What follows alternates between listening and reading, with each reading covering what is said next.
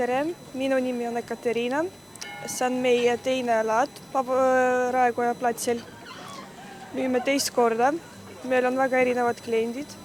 Kõige rohkem meil käib soomlasi, sakslased, Peterburis käivad ja Prantsusmaalt. Kõige rohkem ostavad ikka soomlased, jätavad tippi ja siis ostavad kõige rohkem glögi, punast glögi. Venelased jätavad vähe tippi, kuid ostavad ka. Kõige populaarsem on meil traditsiooniline Vihula mõis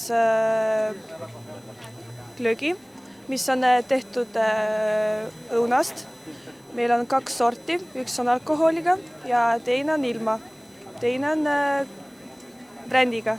Veel pakume igasuguseid saiakesi, siis glögi. Järgmisel aastal me kavatseme ka siia tulla ja müüa veel rohkem. Tulge proovima meie glögi.